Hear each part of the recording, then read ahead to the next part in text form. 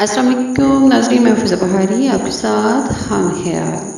آج ہم بات کریں گے کہ روضہ پاک امام حسین علیہ السلام عالی مقام کے جھنڈے کا رنگ سرخ کیوں ہے۔ جیسا کہ آپ جانتے ہیں کہ 60 ہجری میں جب واقعہ کربلا پیش آیا تو مولا امام حسین علیہ السلام عالی مقام کو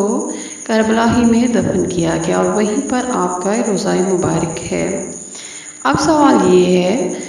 عام طور پر دیکھا گیا تو یہ ہے کہ مسلمانوں کا مخصوص رنگ تو سبز ہے، یعنی اکثر مزاروں کا رنگ سبز ہوتا ہے، ان پر لگے جو جھنڈوں کا رنگ سبز ہوتا ہے، اور اہل تشیع یعنی شیعہ لوگوں امام بارگاہوں پر اور اپنے گھروں کی چھتوں پر سیاہ رنگ کے جھنڈے لگاتے ہیں، یعنی ان کے علم کا رنگ کالا ہے، جبکہ کربلا میں موجود روضہ مبارک امام حسین علیہ السلام عالی مقام کا جھنڈے کا رنگ سرخ ہوتا ہے۔ اس کے بارے میں بتایا جاتا ہے کہ جب قدیم عرب میں رواج تھا کہ جب کسی کو بے گناہ بے جرم قتل کر دیا جاتا تو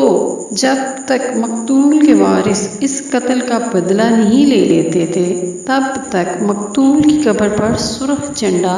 لہراتا رہتا تھا۔ امام حسین علیہ السلام کے وارثان میں سے کوئی بھی امام علی مقام علیہ السلام کے قتل کا بدلہ نہیں لے سکا، اس لیے امام علی مقام علیہ السلام کے روضہ مبارک پر سرخ جھنڈا لہرایا جاتا ہے، جبکہ شیعہ عقیدہ والوں کے مطابق جب آخری زمانہ میں امام آخر امام محمد مہدی علیہ السلام کا ظہور ہوگا تو امام محمد مہدی علیہ السلام امام حسین علیہ السلام کے روضے پر موجود سرخ جھنڈے کو اتاریں گے،